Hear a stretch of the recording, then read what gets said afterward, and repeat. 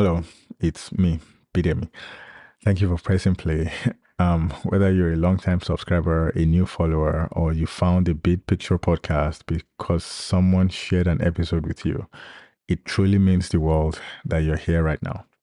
Every single listen reminds me why I started this podcast on January 11, 2021, and how this little idea has grown to reach 193 countries. My mission here is simple: to help you build a healthier relationship with technology, from the devices in your pocket to emerging technology like AI, so that we can all live smarter, safer, healthier lives. I do that by facilitating thoughtful conversations with builders and business owners who are solving real problems in society, and by doing deep dives into timely topics across tech, cybersecurity, and everyday life. So if that resonates with you, I would love your help. First, tap follow or subscribe right now. Less than 30% of regular listeners follow the show, and joining them ensures that you never miss an episode while helping the podcast reach more people who need it. Second, please share this episode with one curious friend or relative. Text it, post it, or drop it in your group chat. Your share is how this community grows. I promise to keep showing up every week with practical insights, honest questions, and guests you actually want to hear from. Always striving to make the show as good and useful as it can be. Thank you for being here and for spreading the word. Let us keep making sense of technology together.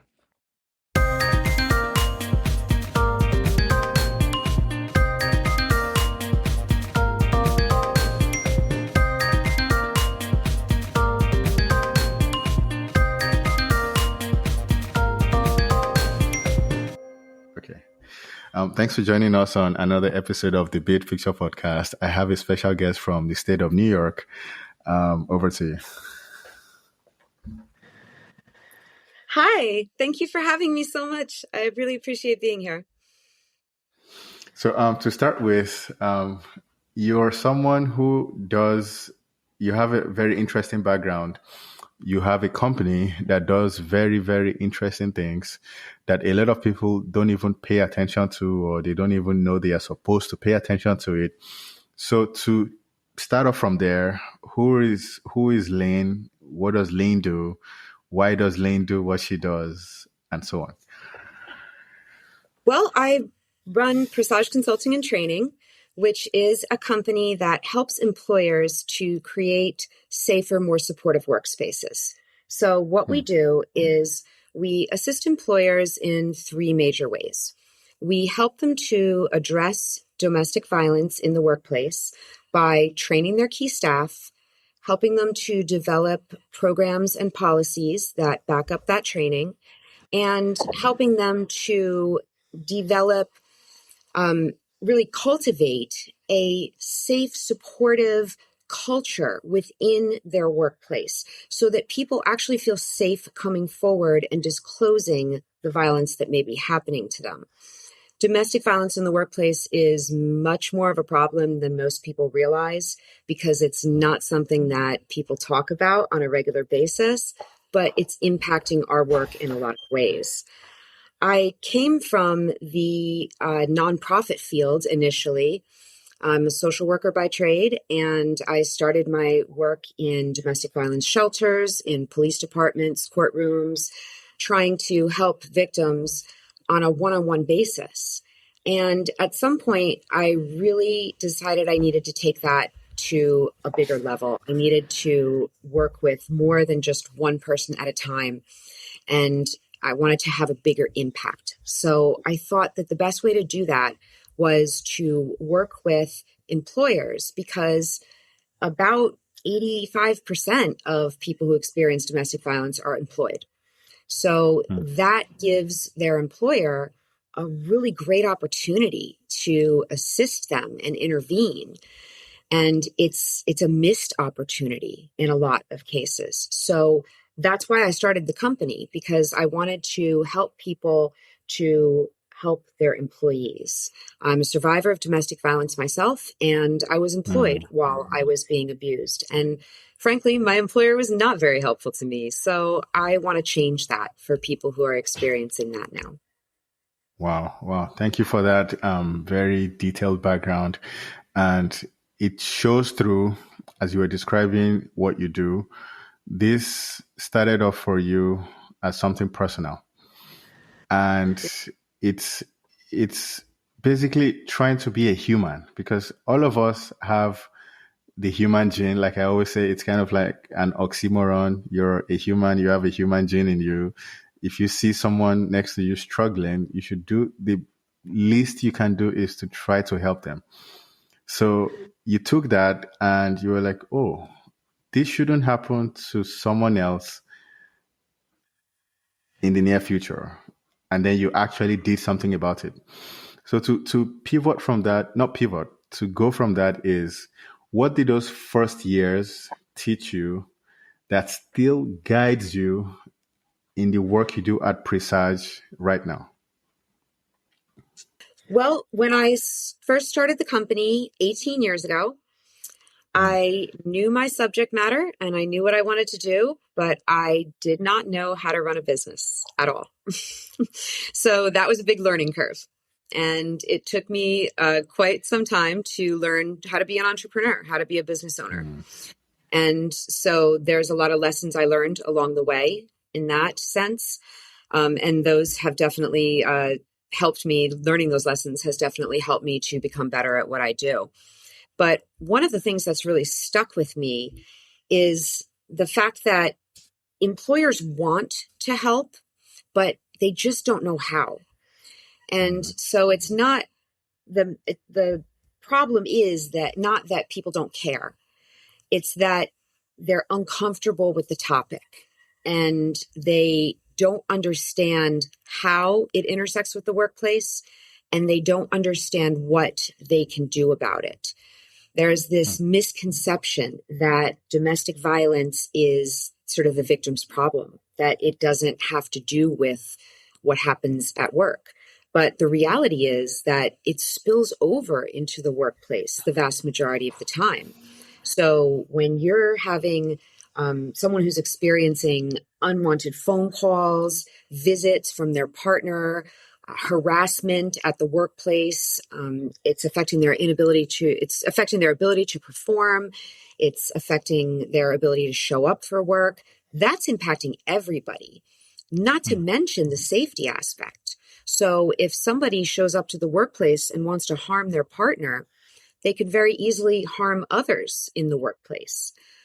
So it's definitely been one of the lessons that I've learned is that the first thing we have to get employers to understand is that this is your business because it's impacting your business, whether you know about it or not.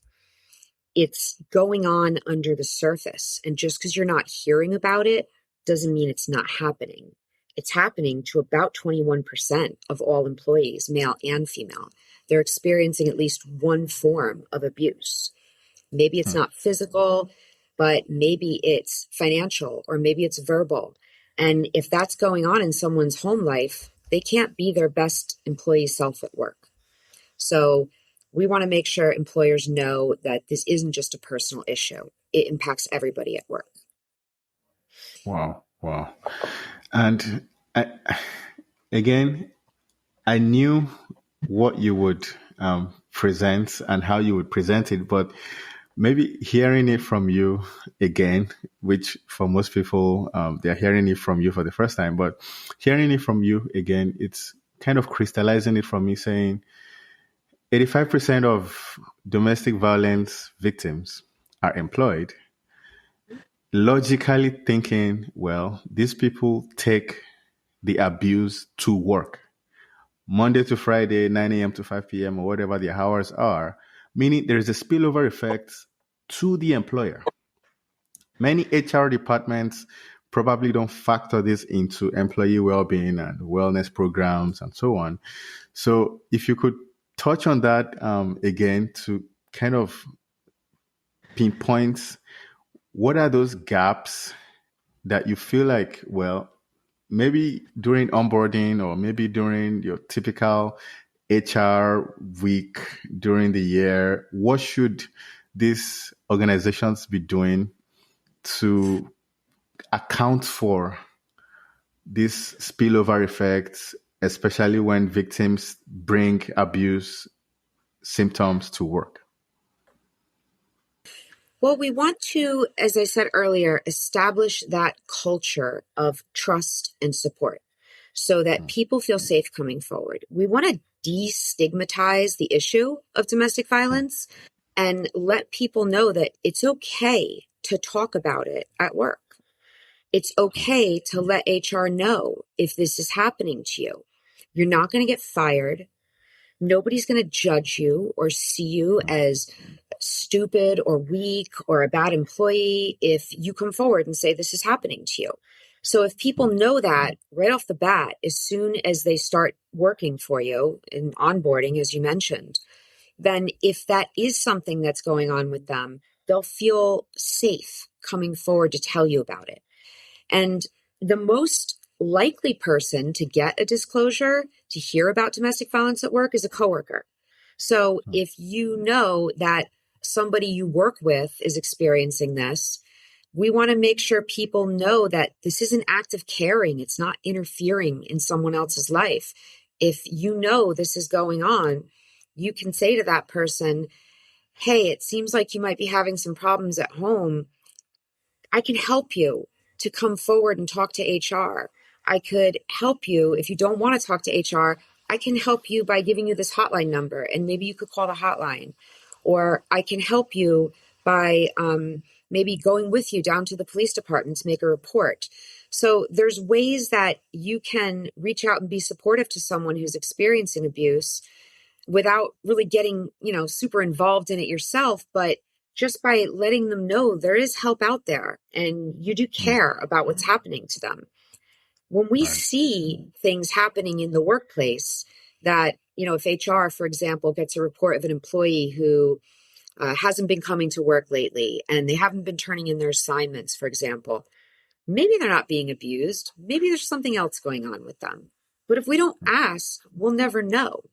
And then the employer's flying blind. They don't know what's coming at them. They don't know if there's a security threat.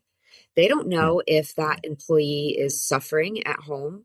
They don't know if they're losing money based on that. I mean, that's another thing that is important for people to understand is even if you don't see domestic violence happening in your company, you're losing thousands of dollars a year because of this, hundreds of thousands for large companies or even millions.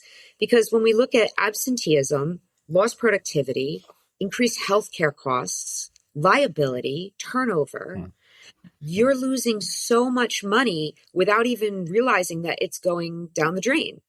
So addressing domestic violence from the beginning, as you said, like from onboarding, is going to help save money and save lives in the long run. Right. Thank you for that. So you launched Presage in, I believe, 2008. 2008. Mm-hmm. Right. So what's one capability that you wish every employer had back then? Because you launched the company specifically to plug holes in how cases were being assessed and managed. So obviously, you wouldn't still be doing what you're doing now if those problems have been solved. There are still gaps in how these cases are being assessed or even knowing what to assess in the first place. So what's one capability you wish could be focused on in the industry, physical security, let's say, to address this issue of the impact of domestic violence in organizations? Mm-hmm. Getting training in not only domestic violence, what we call the 3 R's, recognize, respond, and refer. So letting your key staff know how to identify people who might be experiencing abuse, how to respond to them in a safe, effective, sympathetic way, and how to refer them out to help both inside and outside the company. But also training in behavioral threat assessment and management. So when I first became part of the BTAM, Behavioral Threat Assessment and Management community, back in like 2007, it was still kind of a new concept. There was not a lot of people who were aware of what that was. People were familiar with like the film Minority Report, but people were not familiar with the art and science of BTAM as we know it. But now people are really starting to understand what it is. And with the advent of unfortunately, a lot more mass shootings in America over the past 2 decades, people are really starting to key into this idea of being proactive instead of reactive. So instead of waiting for these attacks to happen, we're trying to figure out who might potentially be an attacker and how do we stop them before they strike. So if that capability had been there all along and everybody had been using it, we could have avoided a lot of the tragedies that have happened in this country. Estimates are that around 60% of mass shootings have roots in domestic violence. So the perpetrator either killed their partner or a family member before they attacked others or along with attacking others, or they had a history of domestic violence, or there was some kind of a domestic violence element in their crime. So we know there's a strong connection between those two things. And that gives us this really rare opportunity to prevent one kind of violence by preventing and addressing another kind of violence. So the ramifications of using BTAM in domestic violence can have really far-reaching benefits for society in general. And of course, pairing BTAM with the 3 R's: recognize, respond, and refer. So I feel like BTAM builds on those three 3 R's. Am I correct in describing it that way? Yeah, absolutely. Because the 3 R's are going to help you support the victim, who is most likely the employee. Most of the time when I'm working with a company, the victim is their employee, and the threat is an external party. Sometimes, about 20% of the time, the threat is also an employee. So those are called dual employee cases. And that's an insider threat because you have both the victim and the perpetrator working for the same company. But you have to assess what the victim needs from you as an employer, but you also have to use BTAM to assess the subject, the perpetrator. How likely are they to attack the workplace? How likely are they to kill the person that you're trying to protect or to commit some other type of targeted violence against them? So you've got what Gavin DeBecker, he's a guru of threat assessment and management. Right. And I attended his Advanced Threat Assessment Academy in Lake Arrowhead many years ago, and he taught me a lot of wonderful things. And one of those is that when you're doing a threat assessment, you're really doing 2 assessments. You're doing what he calls value and vulnerability. So your value assessment is your perpetrator and how likely they are to commit targeted violence and what you might be able to do to stop them. And your vulnerability assessment is on the target and what is their accessibility and vulnerability to the perpetrator? What kind of support systems they have? What kind of weaknesses do they have around them that would make an attack more likely? And how can you harden that target to make the attack less likely? So you're really assessing both the victim and perpetrator, or in the case of the companies I work with, the employee and the subject or the threat. Sounds good. So to kind of rewind just a little bit, back in 2012, you wrote a book called Stop Signs. In that book, you basically mapped discernible attributes and tactics of abusers. So from your book, what are some red flags that you would say that they still most often go undetected 13 years later?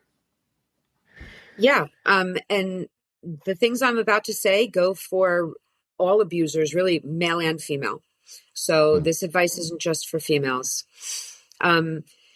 Usually people that are abusive start out as putting their best foot forward, and everything's great in the beginning. They start out coming off like a really wonderful person. So it's going to be very hard to tell in the beginning that they're an abuser. So everybody is starting off wanting to make a great impression. And in the first maybe 6 months of knowing somebody or dating somebody, you might think that they're wonderful and everything's great. But an abuser can't keep that facade up for very long. So eventually that mask is going to start to fall away. And then they're going to show their true colors. And the way that that usually starts to come out is with really sudden turns of temper.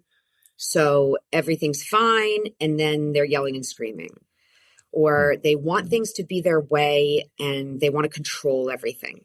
So they want to control who you talk to, where you go, your schedule, what you wear, what you buy, or, what kind of things you eat, or who your friends are. Those are the kind of controlling sort of rules that they will set for you. And if you try to resist those, then they ramp it up a little bit.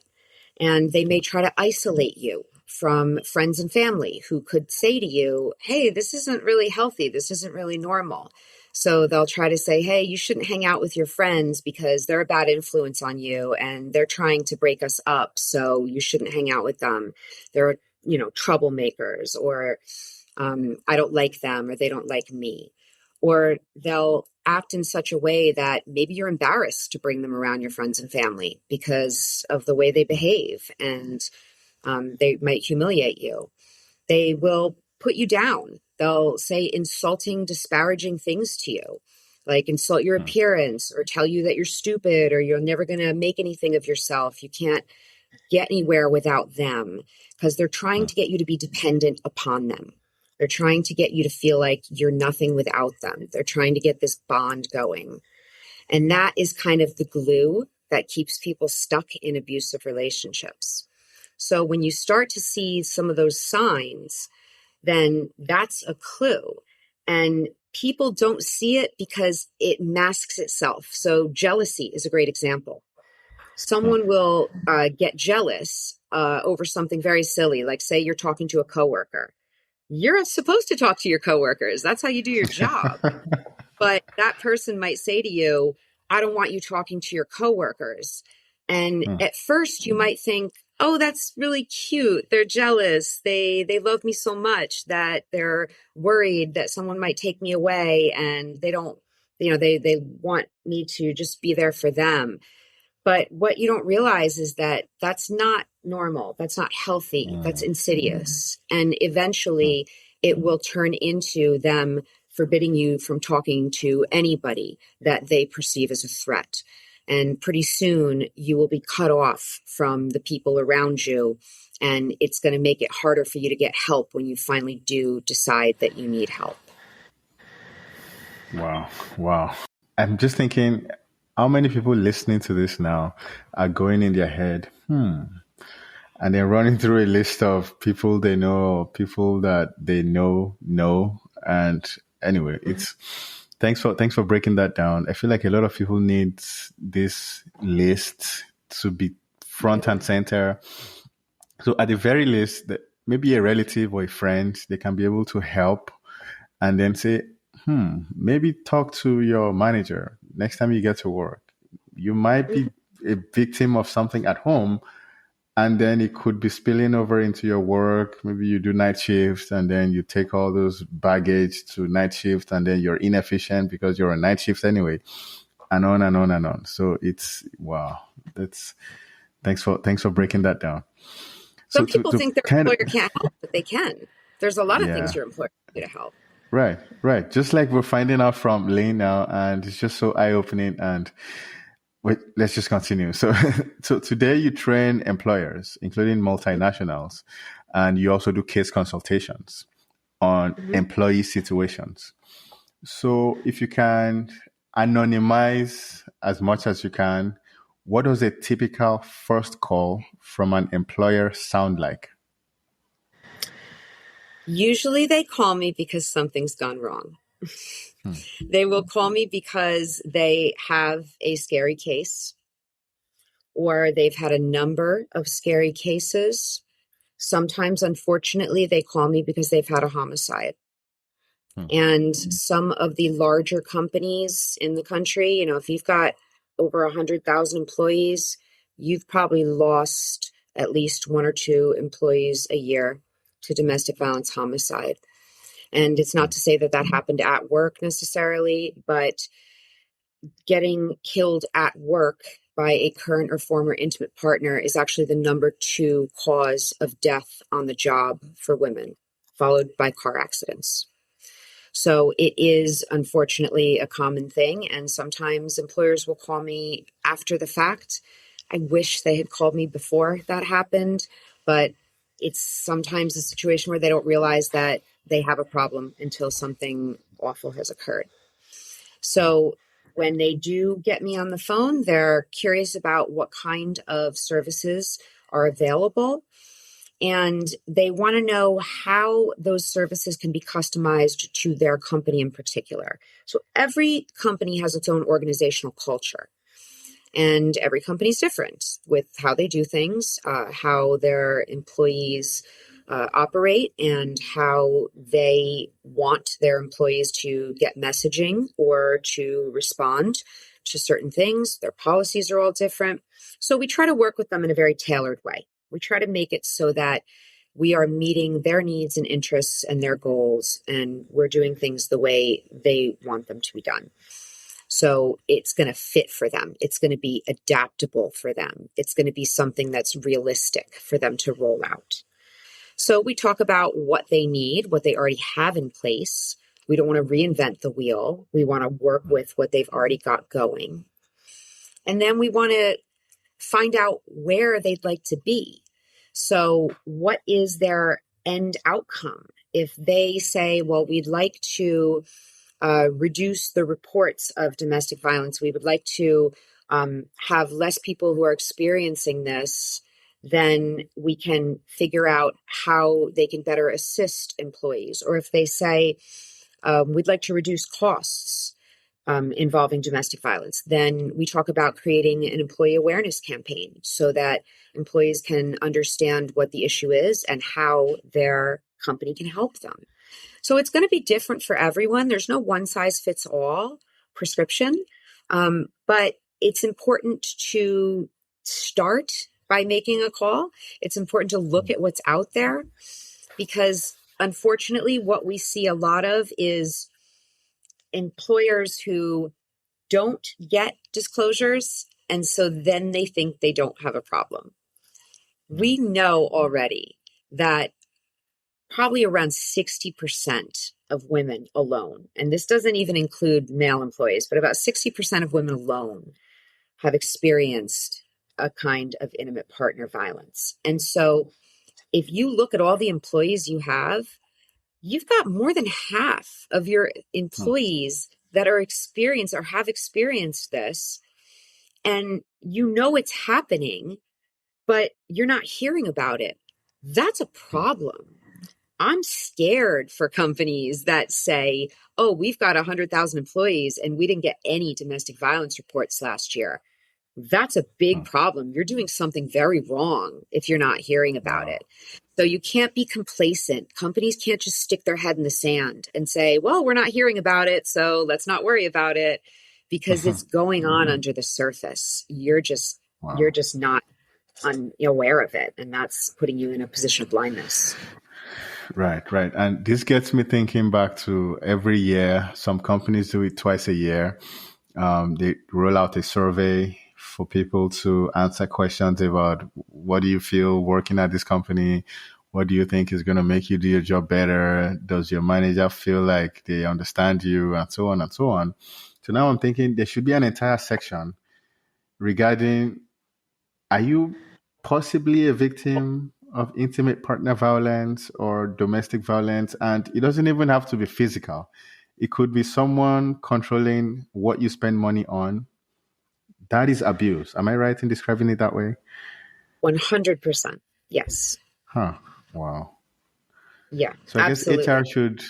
HR should reformat those surveys to incorporate those questions, because now you can have an insight into, like you just mentioned, employers want to help, but they don't know how. You don't know how because your survey is not asking the right questions. Yeah. And Wow. I think maybe sometimes they're afraid to open a can of worms. They don't want to know Right. because then if they know, they have to do something about it. But Hmm. it's better to know. I would argue it's better to find out through a survey than to find out through a tragedy. You don't Hmm. want to find out because somebody died that you had that problem. It's Hmm. better to find out through the survey and then say, okay, we've got this many employees that are impacted by this. How can we address it? Because at the very least, even if you anonymize that data, you can still see the business functions, the verticals that these answers are coming from. Okay, maybe we devote resources to the team in Western Missouri so that they can address this problem. The HR in that location will probably have more insight into, okay, well, this anonymized data shows these employees that were onboarded in 2024. That narrows it down for us, even while still maintaining anonymity. So there's just so many ways this can go. So wow, these are the kind Yeah, of conversations I like to have. yeah, Go ahead. companies that have a lot of locations around the country will find that certain locations are going to have Hmm. more domestic violence issues. And not only Hmm. certain locations, but certain types of facilities. So Hmm. if the company has, for example, office buildings, but they also have manufacturing facilities, and then they also have warehouse and shipping facilities, many times they'll find that there's more domestic violence in the warehouse and shipping facility or the manufacturing site than there is in their white collar office building. Hmm. So they may have to focus their efforts on that particular population of employees in that specific area. They may find that, for example, if they have a certain demographic of employees, from a certain cultural background, speaking a certain language that they're having a lot of domestic violence problems with, then they want to tailor their campaign to have, for example, materials like posters and brochures and things in that language so that they're reaching that particular group of people. So that they Hmm. know that that's where the problem lies, that's where they're going to direct their resources for the solution. Right. Right. So there is this concept known as leakage. I'm sure you're very familiar with it, and while doing some basic research after the first time we spoke on the phone, I came across this term leakage, and I'm thinking, well, I know leakage from different backgrounds and concepts. How does this tie into behavioral threat assessment? So if you could just define leakage and what does it mean, why does it matter, and so on. Yeah, leakage is information that comes through communications or actions to third parties. So leakage is different than a threat. A threat would be someone, a subject, saying to a target, I'm going to hurt you, I'm going to do XYZ. Leakage is them saying, for example, to somebody else, I'm going to do this. So if someone says Mm. to their coworker, I'm so fed up with my ex partner. I feel like if I just killed them, then this would make everything so much easier. I wouldn't have to go through this divorce and custody case, and, Mm. my whole life would be better. Then that is leakage. And that is Mm. a piece of information that can tell us what that person's intentions might be, what trajectory they might be on. So leakage helps us to understand where that person is at on the path to intended violence and how they might be using ideation or planning, what they might be planning, how close they might be to taking action. And it helps us to understand what we need to do to get ahead of that situation. So leakage can be in writings or Mm. drawings, even. Leakage could come out as a joke, quote unquote, but it's not really a Mm. joke. Leakage can come out as a comment that someone makes, or they might be observing a news report, for example, about a mass shooting at the workplace and say, yeah, if that happened here, maybe the boss would treat employees better. And then that is leakage. That tells you, hey, this person might be someone who could commit workplace violence. Maybe we need to look at what else is happening in this person's life and what their other behaviors are. So when we look at behavioral threat assessment, we're not just looking for one sign or even two. We're looking for constellations. We're looking for groupings of behaviors that are associated with targeted violence, things that we know to be present in the actions of people who have committed targeted violence. So we're using evidence-based information, and we do have structured professional judgment tools that we use, but we're really aiming to do a holistic assessment, looking at all the things going on in that person's life, all the things happening in that situation and that environment, and trying to figure out how whatever leakage they're showing us or whatever threats they may have made fit into the behaviors they're displaying and how that informs our assessment of their likelihood of committing targeted violence. Right. And this brings a whole new meaning to if you see something, say something, or if you hear something, say something. Wow. Yeah, absolutely. Because if you're wrong, what's the worst that could happen? If you make an Right. anonymous report at work saying, I think this person might be abused, or I think this person might commit workplace violence, what is the worst that could happen? I mean, so you're wrong. So somebody checks in with them and it turns out, no, they're fine, false alarm.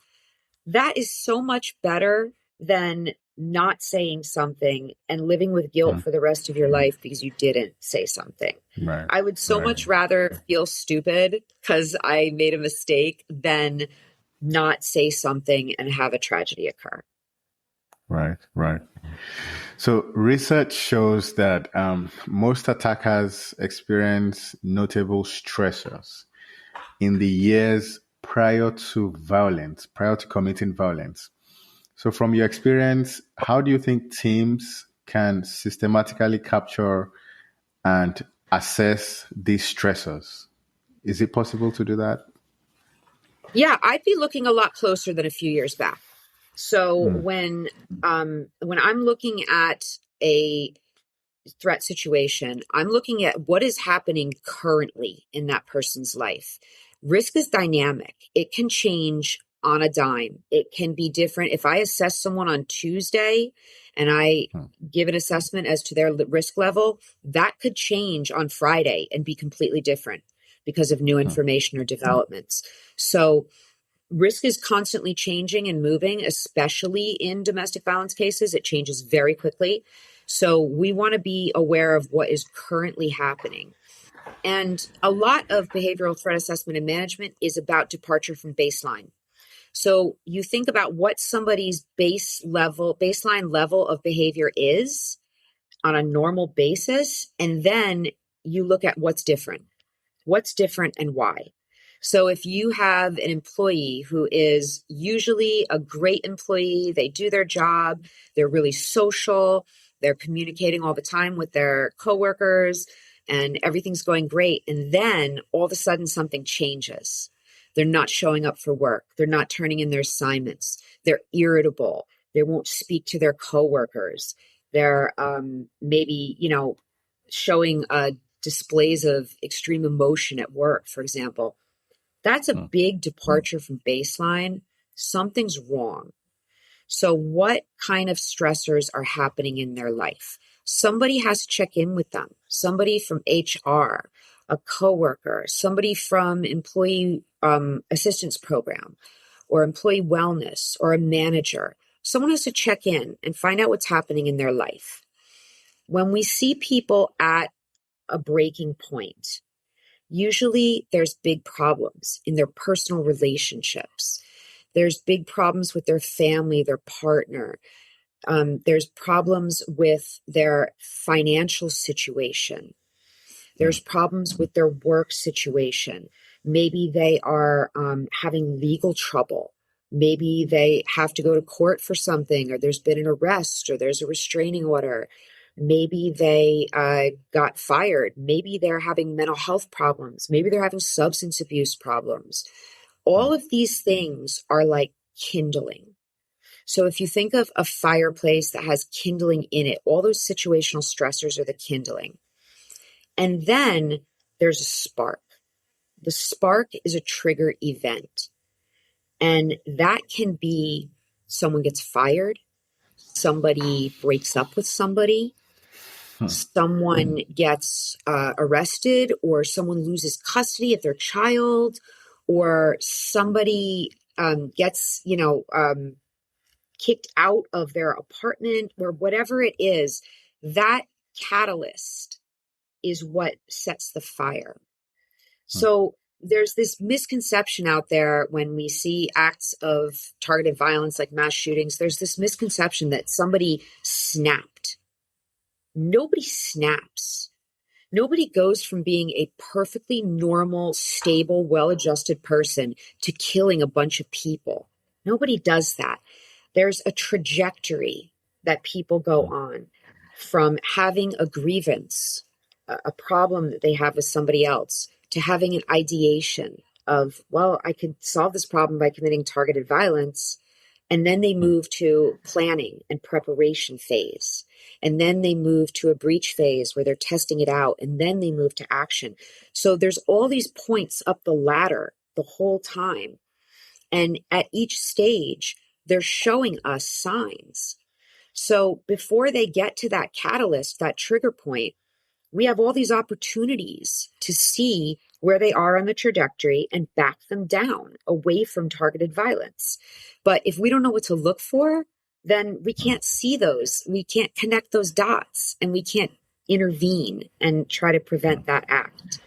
So we have to be able to know what the kindling is, if there's kindling present, what the spark might be for that person, and where they are on the trajectory.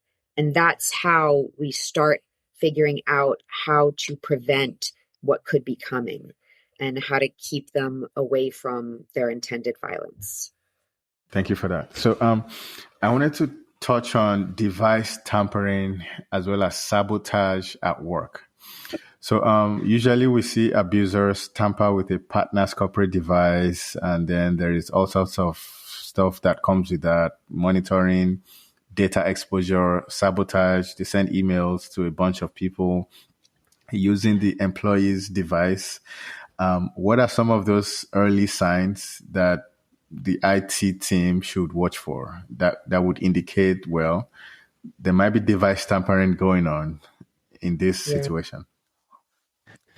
Well, if somebody is someone who is predisposed to harassment or stalking through a device, then there's someone who might be more likely to do that.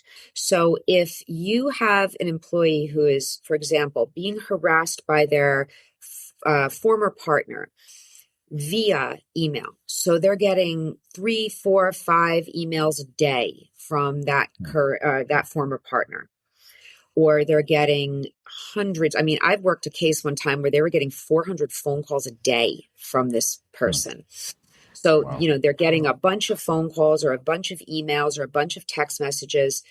The use of that electronic device as a tactic could be a clue that the individual who's the perpetrator likes to use electronic devices. They're tech savvy. They like to use that as a tactic. So they might be someone who is going to use that method. If you are getting emails or phone calls about an employee that are, say, anonymous accusations, for example, we'll see a lot of cases where the abuser will call the workplace and tell the supervisor or boss that the employee is doing something wrong. They're embezzling money from you, or they're lying to you about their qualifications or their work hours, or they're stealing intellectual property from the company, that kind of stuff. They will try and get the victim in trouble. They'll try to get them fired. That is definitely something we see a lot. If a victim has a computer, a workplace computer or phone that they bring home with them, and the abuser has access to that, then that can be a big problem, because then they can get information, proprietary company information off of those devices, as well as contacts. So you might see coworkers of the victim starting to get emails or phone calls. Social media, you might see coworkers of the victim start to get invitations on social media from strange accounts, or they might start getting social media messages that appear to come from the victim's account, but they're not. They're inappropriate. They're weird messages. They don't make sense. They're not like the voice of the victim. So when you see that, you know that someone's been tampering with their devices, and that can get really out of hand. I've had a lot of cases where that gets out of control and involves a number of people from the organization, and even goes into interfering with clients or trying to damage the business itself. Wow. Wow. So in the case where you suspect spyware, how do you balance evidence preservation with immediate safety of the person being abused, the person being victimized? We definitely recommend that they preserve absolutely everything. Sometimes people get upset if, for example, they get a text message that is on their company phone that's threatening or upsetting. Sometimes they just want it off their phone. They don't want to look at it and they want to delete it. We ask they don't do that. We ask that they forward it to security, the company security team, and they forward emails to the company security team. We often set up something called a dummy line. If the victim is getting phone calls, for example, their work phone, that are threatening or harassing, we will reroute those calls either to security, so the security office picks up, and that usually is a big deterrent, or we'll reroute them to a dummy line, which is simply a voicemail that nobody answers. And that way, they will often leave messages, like threatening or harassing messages, that can then be used against them in court. So you can use them to get a restraining order, for example, or you can use them to prove harassment or terroristic threats. Corporate restraining orders are a great tool. And you could, if it's available in your state, you could use evidence like that to prove that this person is contacting the workplace and interfering with the workplace or threatening the workplace. So those are definitely things we recommend that companies and people within the company that are being harassed keep, as far as preservation. Because even if that person doesn't want to prosecute, sometimes the victim will say, I don't want to go to the police, I don't want to prosecute, so I'm not going to save this stuff. They might change their mind. They might say 3 months down the road, actually, I do want to prosecute, or I do want to get a restraining order now. You've got all that stuff that you can use, that you've saved. So it's important to save it anyway, even if they don't want to use it right now. But make sure it's under lock and key, that it's confidential in their file, that nobody else has access to it, to make sure that their privacy is preserved. But definitely make sure that things are not erased, so that you have it if you need it. Sounds good. So really briefly, I wanted to touch on the use of trackers, sometimes air tags, and even generally speaking, tech-enabled stalking.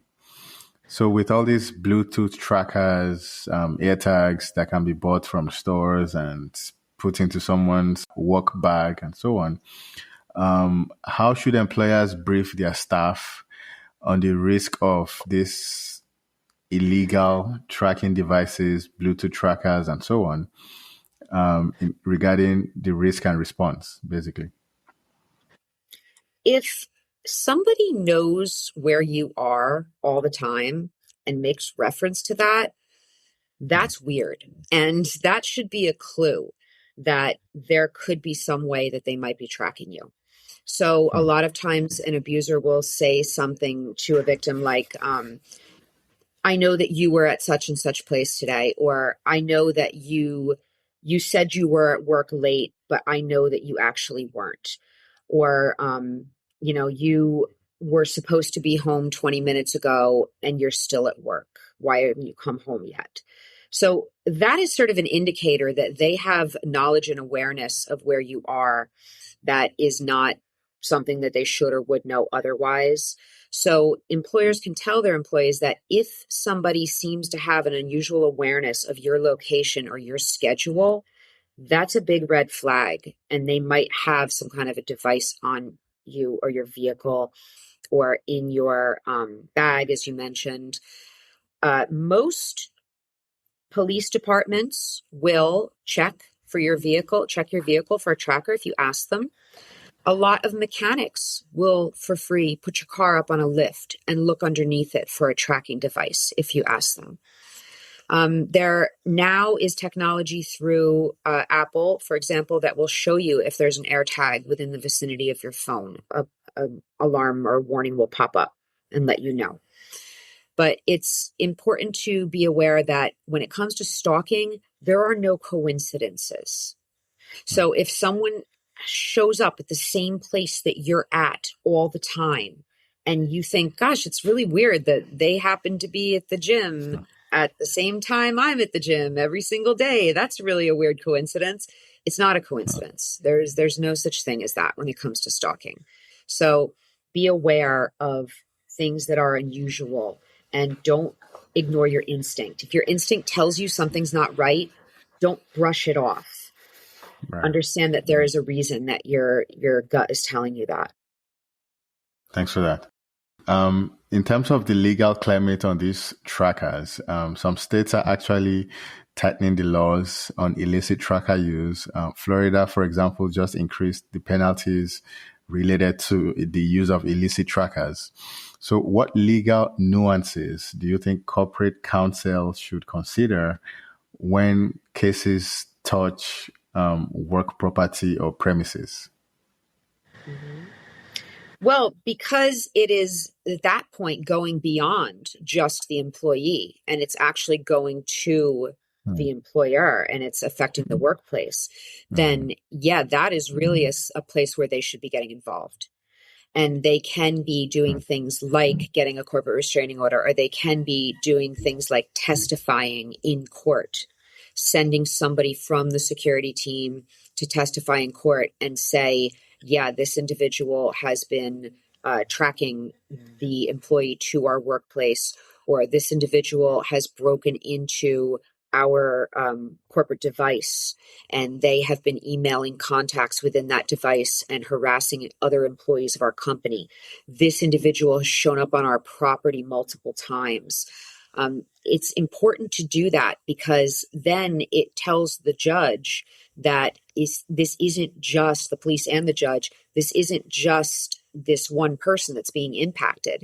It's a major company, which often is a player in the community, has a position of value in the community, and sometimes they take it more seriously. I hate to say that because I wish they took it seriously no matter who was being impacted, but sometimes there's a little bit more weight to it when it's an entire company being impacted as opposed to just one individual.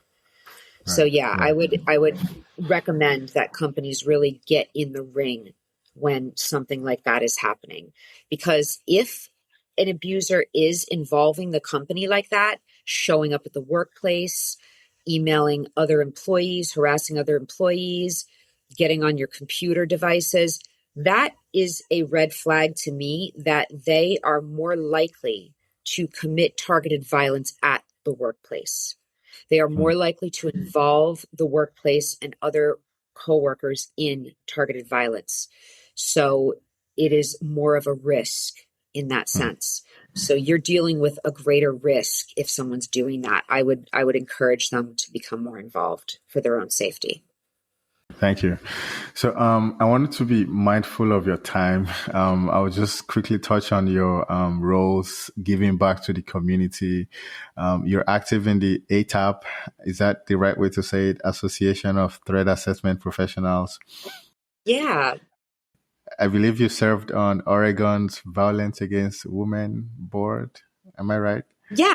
The Violence Against Women Political Action Committee. I've been involved in a lot of that, a lot of work with the legislature on the state level and somewhat on the national level to try and change the laws. And we've made a great deal of progress in employment law around domestic violence. So there are a lot of states right now that have laws saying that they need to create workplace programs for victims of domestic violence, that they can't fire someone for being a victim of domestic violence, that they have to provide time off for people who are experiencing abuse, that they have to give unemployment benefits to someone who's had to leave their job because of abuse. So that is really an area where a lot of progress has been made. And I'm proud to say that we've worked on that. But it's important that people who are involved in workplace security and threat assessment get together with other professionals who are working on this stuff through organizations like ATAP, the Association of Threat Assessment Professionals, or through ASIS, the American Society for Industrial Security, because when you get together with other people who are doing the same work, you learn from each other, you inspire each other, and you make networking connections that are absolutely invaluable. I've made so many great connections, friendships, and business connections through those two organizations alone, and learned so much from being part of those organizations. So I really encourage anyone in the security field to become part of these professional organizations so they can get together with everyone else who's working toward the same goals. Nice. Thank you for that. Again, to quickly touch on something, I believe a lot of people want something measurable when after listening to this episode from your vast experience and saying, what kind of metrics should I even pay attention to? How do you measure program maturity? Is it case outcomes? Is it near misses? Is it time to mitigation? Is it training completion? Is it employee trust scores? Let's even speak HR language now. So what would you say are the metrics that actually matter if there's an organization trying to stand up a similar BTAM program and they have a modest budget and they have a 90-day runway and so on? Well, you mentioned before employee surveys, and it would be ideal if you could do an employee survey pre and post interventional program, right? You could see what the difference is. But even if you can't do that, you're going to be able to tell from increased disclosures if you're doing a good job with domestic violence. Because if people feel safe and comfortable and they feel like their employer cares and is going to help them, they're going to come forward. So you're going to be getting more disclosures from people. And that's a good thing. You want that because you know it's going on already. You might as well be hearing about it so you can help those people. You're also going to see a reduction in some of the costs that I mentioned earlier. You're going to see a reduction in absenteeism. You'll see a reduction in healthcare costs. The average domestic violence victim has 36% higher healthcare costs for mental and physical healthcare than someone who's not being abused. So you'll see those numbers drop. You'll see numbers drop in turnover. 1 out of every 3 victims of domestic violence either quits or loses their job because of the abuse. So you'll see less turnover and you'll be spending less money on hiring new people and training new people. You will see less situations where employees have conflicts with one another. So I mentioned dual employee cases. Sometimes those get mislabeled as other things than domestic abuse, but you'll see less of that. So when we're looking at like all the metrics we could be viewing, reduced incidence of workplace violence, reduced no show, no call kind of absenteeism, and increased engagement with HR and EAP and increased disclosures are probably going to be your best indicators of success. But you always want to be measuring that, because if you're not evaluating the program and the things that you're doing, how do you know if it's working? We don't know if it's working unless we're surveying people. So if you've been doing a domestic violence program for 2-3 years, go back and talk to the people who you've helped. Go back and talk to those victims who you worked with and say, did we do a good job? What could we have done better? How would you have liked this to go if you could have done it differently? Or how would you suggest that we do this better? What did we do right? What did we do wrong? And don't be afraid to autopsy the cases that went wrong. Don't be afraid to look at that without finger pointing, but just learning from your mistakes. It's important to learn from our mistakes and not be caught up in our egos, but realize that we all, as people and as teams, we all screw up sometimes, and we can learn from that and we can be better next time. Nice. Thank you so much. This has been a very eye-opening conversation, and that from that first time we spoke on the phone, and I already knew this was going to be a great conversation. I learned a ton from this brief, relatively speaking, brief conversation we just had. And of course, I would like to stay in touch and continue the conversation, maybe for much more for my own benefit. So yeah. I feel like we could talk about this for hours. I mean, there's so many things that I feel like we didn't even get a chance to touch on, because it's a huge topic and it is so much more prevalent than people understand. It's having such an impact on everybody's workplace. If you employ human beings, you've got domestic violence happening in your workplace. And so it's important to address it and learn as much about it as we can. So I'd welcome any opportunity to talk about it in the future. Yeah, because I feel like we didn't even mention all these emerging technologies, deepfakes, voice, video, and so on, and all the harassment that can enable and then use to victimize an employee, and then the spillover effects on their employers. And it's wow. Yeah. The whole new so much once again. of concern that unfortunately a lot of law enforcement, in particular criminal justice system, is not even prepared to look at. They don't have the technological understanding or manpower to devote resources to. And so it's hard for them to keep up as well. And companies are having a hard time even keeping up themselves with what's going on. So we have to constantly update our knowledge base and keep on top of it. Yeah, definitely. Thank you so much once again. Talk to you soon. Thank you so much. Have a wonderful day.